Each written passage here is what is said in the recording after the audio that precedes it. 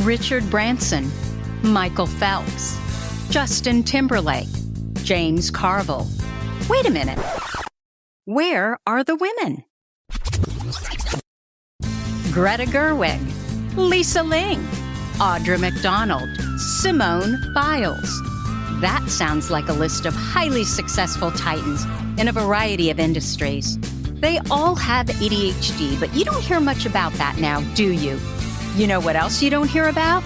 Are the 43% of people with ADHD who are in excellent mental health. Why aren't we talking about them and what they're doing right? I'm your host, Tracy Otsuka, and that's exactly what we do here. I'm a lawyer, not a doctor, a lifelong student, and now the author of my new book, ADHD for Smartass Women. I'm also a certified ADHD coach and the creator of Your ADHD Brain is A-OK, a patented system that helps ADHD women just like you get unstuck and fall in love with their brilliant brains. Here, we embrace our too muchness and we focus on our strengths.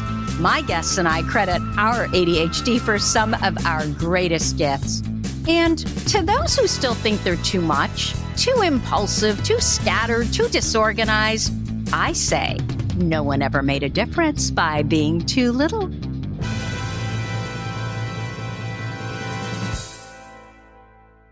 Hello, I'm Tracy Otsuka. Welcome to another episode of ADHD for Smartass Women. This week's topic is all about rejection sensitive dysphoria. You know, we've done several episodes on this subject, but it's literally been years since I've done a solo episode on RSD. So I thought now was a good time to revisit and update what we know about rejection sensitive dysphoria. So in 2019, when I first started researching RSD, I literally knew nothing about it. I'd never even heard about it. But it slowly became the most requested podcast topic among the women in my big 100,000 person Facebook group. Even among those who were diagnosed who knew they had ADHD, emotion was not something they ever heard of because it wasn't part of the DSM-5 symptoms for ADHD. So women would say that they didn't even know that big emotions or emotional dysregulation was actually a part of ADHD, but it definitely is. In fact, in the European Union, emotional dysregulation is actually used as one of the factors to diagnose ADHD. You should also know that not everyone struggles with rejection-sensitive dysphoria. I definitely have some of these RSD symptoms, but they're so minor that I know it would not qualify as RSD. But this is the deal. It's not that we experience more emotion. So when we have ADHD, I should say, it's not that we experience more emotion than your typical person. It's that we feel more emotion. So something will happen in our life and we're just overtaken with emotion, and we struggle to not let the emotion prevent us from moving forward and doing what we need to do. In other words, we become paralyzed by the emotion, right? We become overwhelmed with what we need to get done. We don't know where to start, so we just shut down, and this often looks like procrastination. So why isn't emotion or RSD mentioned in the DSM-5? Well, number one, it can't be measured. And when you think of diagnostic criteria, that's for researchers, not patients. And so if it can't be measured, of course, it can't be published in research. When we talk about emotion, so much of what ADHD women experience is actually hidden, right? We rarely come out and talk about it. So how would you measure the emotion? Even if we talked about it, there still would be a struggle on that question around, well, how do you measure that emotion? It's very subjective. Regardless, every ADHD expert believes that emotion needs to be added to the DSM. In understanding emotion and ADHD, let's back up a little bit and talk about 3 types of mood challenges that are common with ADHD. 2 of them are associated with a number of other conditions, but one is associated exclusively with ADHD, and that's RSD. But first, let's talk about number 1. The first mood challenge would be overreaction. You know, when we care, we really care. But all the other stuff, all the other times, not so much, right? Hypersensitivity is a common trait among people with ADHD. Those of us who are hypersensitive can be susceptible to physical stimuli like flashing lights, scratchy, itchy fabrics, loud noises. I personally have a very low startle reflex, or is it a high startle reflex? I'm never sure. But if someone walks up on me and I'm not prepared for it, I literally will jump. We also may struggle with emotional stimuli, like other people's feelings, human suffering, or I don't know if anyone can relate to this, but I can never see sad movies. And I've been like that since I was a kid. Researchers also believe that ADHD women are more likely to struggle with hypersensitivities like sensory overload, which occurs when we receive more input from our senses than our brains can process. You see, our ADHD brains don't filter information in the same way as most neurotypical brains. Just like we can impulsively blurt out, we may also have difficulty screening all this information that's coming at us all at the same time. And the problem is when everything feels important, we can end up paying attention to all of it, taking in everything with all of our senses, right? What we see, smell, touch, hear, and feel, as well as taking in other people's emotions. So it's no wonder that we can feel really overwhelmed. We may also struggle to distinguish between, what are the real dangerous threats that we really should pay attention to, and what are just minor problems that ultimately really don't matter. But keep in mind, I'm always looking for the positives, right? Taking in or feeling others' emotions, this is not always a bad thing, especially when we are aware that we do this. And this is exactly why many experts believe that people with ADHD are more empathetic than those without ADHD. Okay, so what's mood challenge number 2? Shame and guilt. This is a bad one. Study out of Harvard, published probably more than 20 years ago, found that those of us with ADHD, especially those who struggle in school, receive at least 20,000 more critical messages by their 12th birthday than those without ADHD. Look, if you grow up with this feeling that you're defective, that everything is wrong with you, that you're stupid, that you can't do anything right, it's very hard to develop a positive self-concept. A lot of women with ADHD grow up and don't ever hear positive feedback. Just negative, right? They're too loud. They're not trying hard enough. They're not smart. They're too much.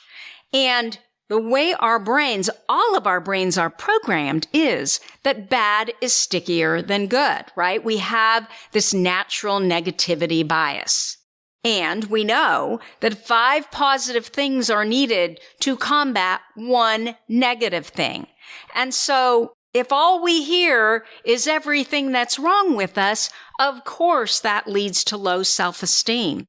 What I have often been told when it comes to ADHD is that as a child, all you need is one adult who believes in you. And if you have that one adult who believes in you, this is instrumental in being successful with ADHD. So what's the third mood challenge in ADHD? And this is the one we're going to be talking about for the rest of this episode. That third mood challenge is rejection sensitive dysphoria.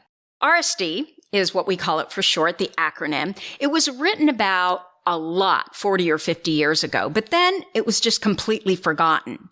Paul Wender, the godfather, or he's often attributed as the godfather of ADHD, he felt you needed RSD to get the diagnosis of ADHD. But the way ADHD is diagnosed today, the DSM, as I mentioned, it doesn't even talk about emotion. It's literally ignored. So what is the definition of RSD? RSD, or rejection sensitive dysphoria, is the debilitating fear of rejection that sometimes is present with ADHD. This phrase was coined by Dr. William Dodson, who seems to be the expert that is always cited these days whenever RSD is discussed. I believe, I'm not sure if he still is, but he definitely was a board member of Attitude. He's a psychiatrist and was also on the faculty at Georgetown, and he worked with ADHD adults for decades. I believe he's since retired. According to Dodson, it is the one emotional condition found only with ADHD. Also, according to Dodson, with rejection sensitive dysphoria, the person experiences extreme emotional sensitivity and pain triggered by the perception, real or imagined, of being rejected, teased, criticized, a disappointment to important people in their lives, disappointed in themselves when they fail to attain their own very high standards or goals. And so at the end of this podcast, I'm going to give you a little self-test that I found on Attitude's website that will help you determine if RSD is something that you may be struggling with. So with RSD, the pain is supposedly so extreme that those who experience it have real difficulty even describing it. So it's fitting that dysphoria in Greek actually means unbearable. I want you to hear how real women in our ADHD for Smartass Women community talk about RSD. And you should know that RSD is much more prevalent in women with ADHD than men, which frankly doesn't surprise me when you think about gender roles, social stereotypes, sexism. Yeah, it doesn't surprise me at all. Okay, this is what Leah said. My whole life, I've been more sensitive and never understood it. When I finally got diagnosed with ADHD 2 years ago and learned about it, this made me realize I wasn't crazy and it was real. Although I've ended friendships with people for perceived slights, which I realize now maybe wasn't as bad as I thought it was at the time, I also believe that everyone I meet absolutely hates me. It can be really hard because in so many parts of my life, I read people so well, but I can't read how they feel about me, or I constantly see it a lot more negatively. It also doesn't help that my mother has spent my whole life telling me what I was feeling was wrong and basically gaslighting me, which has made me not understand my feelings even more at times. Taylor said this, I people please to the point that I will hurt my own feelings over and over again so that no one makes me the bad guy. I'm really bad at enforcing boundaries because I hate the thought of someone else being mad, sad, or upset at me. It sucks feeling like a constant doormat. Sunny said this, I feel that no matter what I do, it's never good enough, and that I should have figured out a way to do more. It doesn't matter if it's work, home, kids, or whatever. Artie shared this. My RSD shows up as overly people-pleasing, way overworking at everything in my personal and professional life. In my professional life, it's especially bad, being overly perfectionistic to ensure that there's no place for criticism. Only going after jobs that are below my capabilities in order to make sure that I don't screw it up or get rejected. Downplaying my abilities, managing expectations by projecting low ones, dumbing myself down intentionally. Being casual, less professional in order to defer and ease colleagues' perception of threat in an effort to be less intimidating, and even talking people out of hiring me in my job interviews. Christina says, RSD has probably been the most debilitating part of my life, even more than the ADHD. It has and does stop me from committing to things, trying things, going outside my comfort zone, all because I'm always on high alert to be criticized, which is mortifying to me. I'm a perfectionist in the truest sense. I can do most things very well when I let myself, but if I think I will fail or feel like I'll look foolish, I won't do them. You know, I talk a lot about Fran in my book. She's amazing and probably the most creative person that I know. And this is what Fran said about rejection sensitive dysphoria. I grew up to win awards as an artist, actor, writer, playwright, and filmmaker, but all the while struggling with rejection and criticism, which is plentiful in the misogynist world of entertainment. The constant rejection and negativity finally crippled me, and I dropped out of the race. Usually, I know what a reasonable reaction to my action should be, but I expect the worst, just in case I get attacked. When it happens, I feel it most in my throat. It starts closing up, and I feel like I'm going to cry, but usually I can't. Stuck in that choked up state right before you cry, my go-to phrase is, "What did I do now?" The phone rings. What did I do now? Unexpected email. What did I do now? With RSD, there are two results depending on if you internalize or externalize the emotional response. So if you internalize it, which is what most women do, right? It can look like instant depression. Most psychiatrists are trained to see mood disorders like depression, right? But they totally miss the ADHD. So instead, these women will get diagnosed with bipolar disorder or depression, anxiety, borderline personality disorder. If we externalize our response, which is what most men do, that looks like an instantaneous rage, an angry emotional outburst, flash anger. 50% of people who are court-ordered to attend anger management treatment for road rage and domestic violence are believed to have unrecognized ADHD. So how else does RSD look in the real world? It can look like this. You're easily embarrassed. You are highly perfectionistic. Your standards are so high that no one can meet them, right? You put so much pressure on yourself to perform at such a high level. It can look like low self-esteem, negative self-talk, constant rumination, perseveration. In some cases, people with RSD may also think about hurting themselves, so it's really serious. Remember, 24% of all women diagnosed with ADHD have at one point in time attempted suicide. It can also look like anxiety, especially in social settings. But it's different than social phobia. My sense is that it can cause social phobia because you feel like a failure. You haven't lived up to your expectations or expectations you perceive that others have of you. So you withdraw and you stay away from social situations. RSD is often also misdiagnosed as social phobia. With social phobia, it's an intense anticipatory fear that you're going to say something embarrassing in public or you're going to be scrutinized severely. With RSD, the pain is different because it actually occurs after a real or perceived loss of approval, love, or respect. And the RSD episodes, they don't last very long as compared to depression.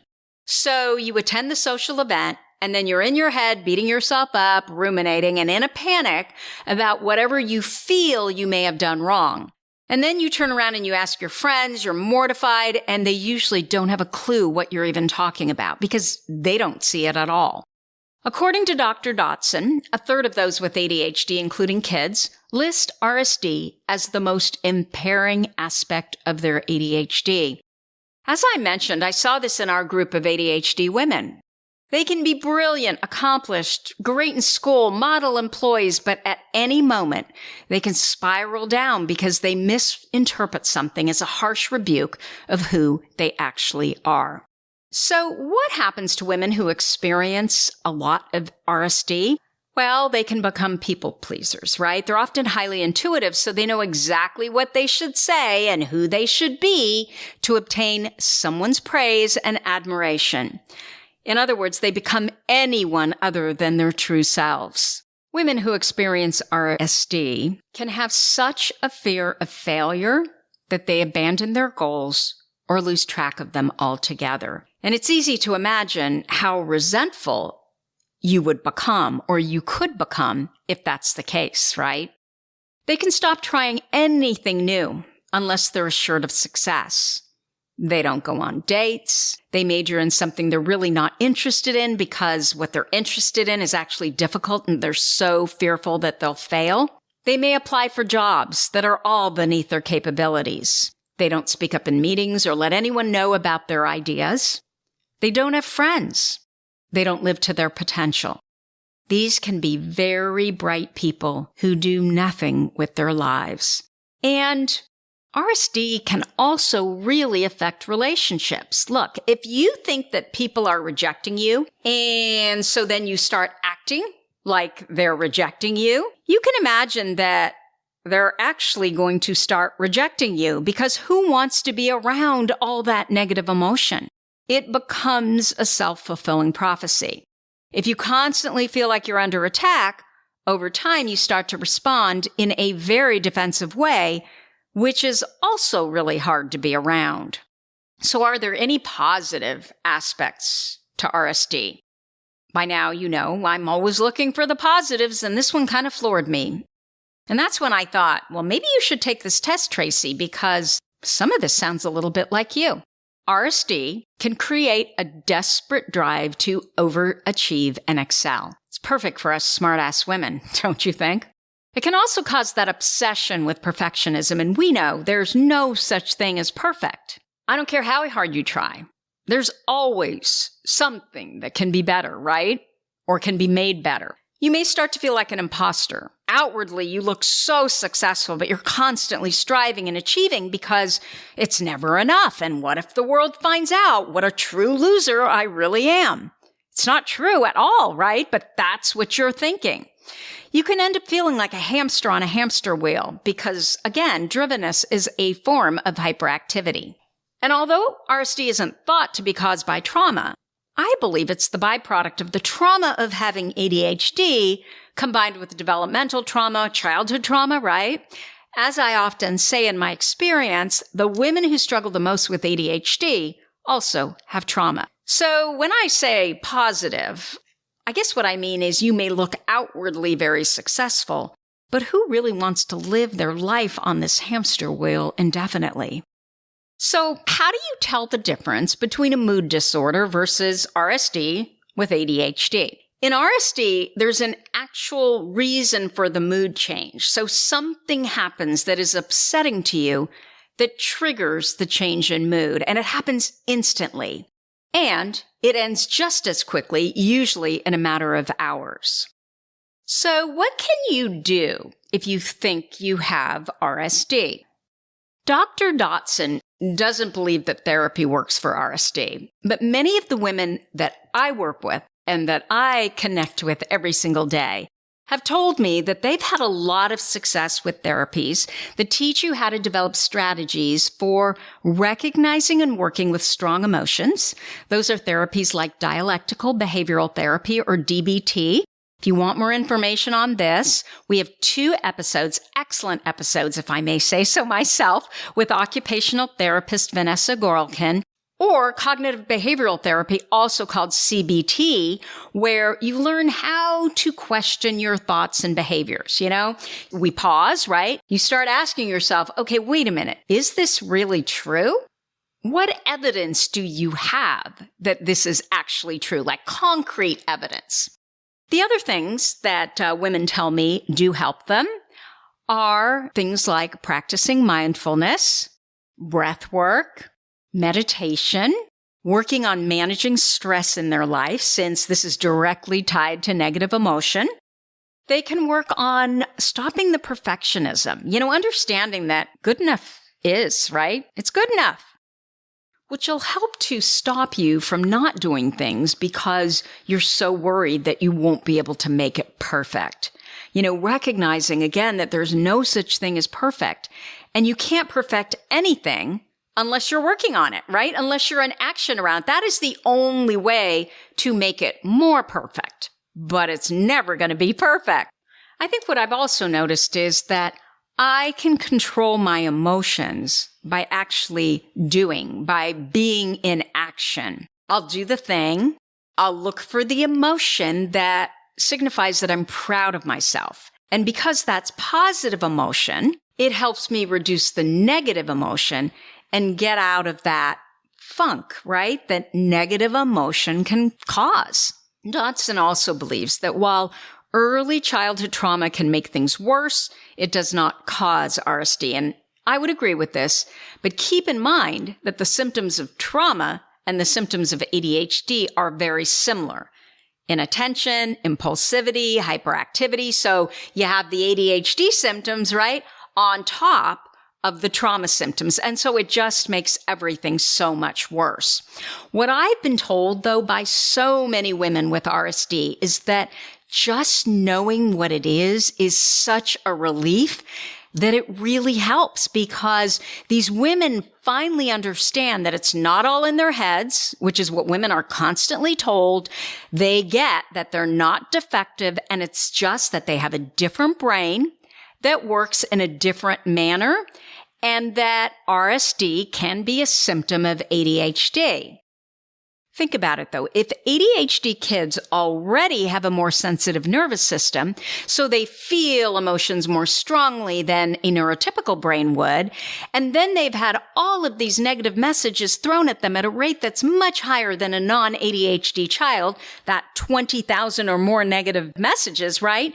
It's no wonder that all of this is going to take a real hit to their self-esteem. Also, according to Dotson, alpha agonist medications like guanfacine or clonidine actually help with RSD.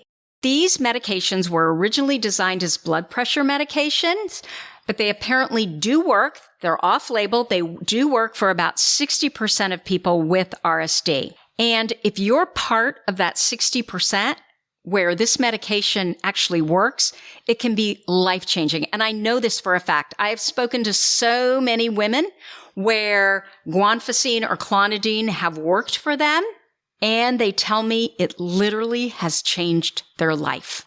They can actually work on their executive functions because their executive functions are not so off. They tell me that they can actually start to work on their ADHD, start developing their executive functions, start developing systems and strategies because they are so much more emotionally regulated. Their nervous system is calmer, and the medication is responsible for that. There's also another off-label treatment. So again, it's not FDA approved for ADHD, called tranylcypromine, that some people have had success with in managing their RSD. Once I read about this drive to succeed and achieve, I thought, well, maybe I have this. Maybe I have RSD.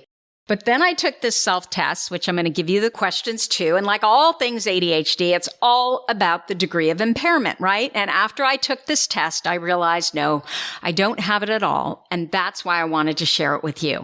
You know, it's so easy to think that we are so much more impaired, right, than someone without ADHD. And there's so much more than someone without ADHD can do that we can't. And it reminds me of what I heard a productivity coach say. Our brains are not meant to remember. Our brains are meant to think. And I get so much abuse for saying that, but I tell myself that every day, and it really makes me feel better. You know, we're not computers, right? We can't remember everything. And so when my working memory fails me, now I just sort of laugh at it and brush it off. And I'm very upfront about it.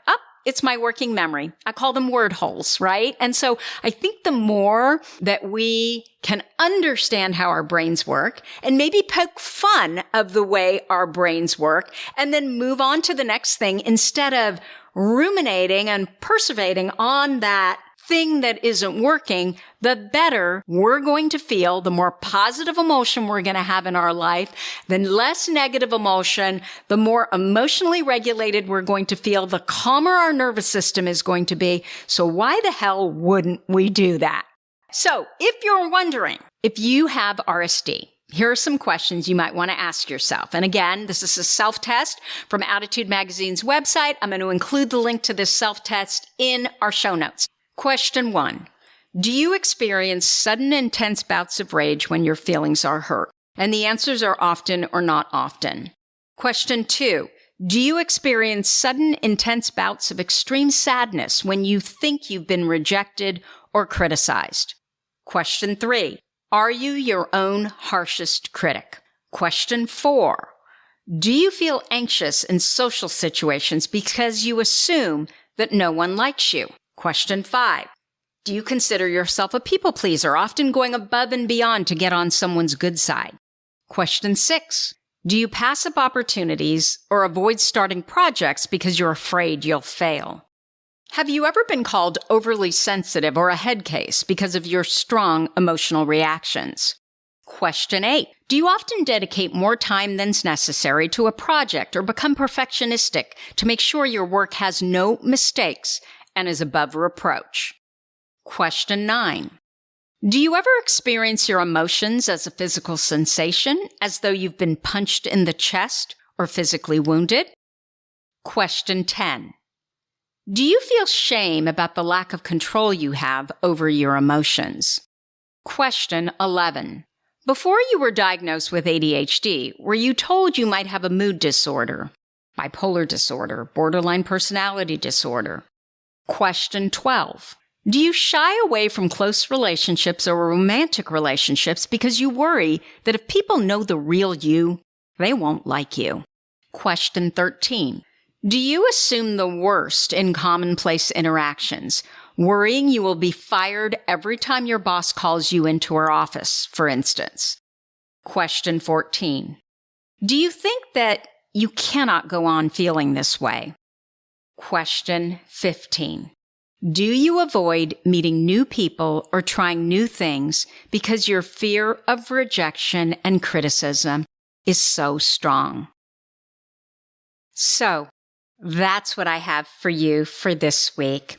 If you're really resonating with this subject, we have done a lot of episodes with our guests around RSD or Rejection Sensitive Dysphoria that I think can be really helpful. Again, once we know what it is and we understand a little bit better about how our brain works, everything gets better. As I've mentioned, everything I talked about will be in the show notes. You can find it all at ADHDforsmartwomen.com/podcast.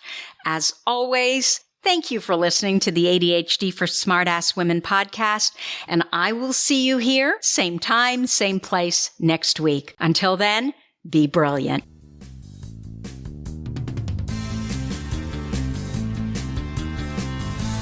You've been listening to the ADHD for Smartass Women podcast. I'm your host, Tracy Otsuka. Join us at ADHDforsmartwomen.com, where you can find more information on my new book, ADHD for Smartass Women, and my patented Your ADHD Brain is A-OK system to help you get unstuck and fall in love with your brilliant brain.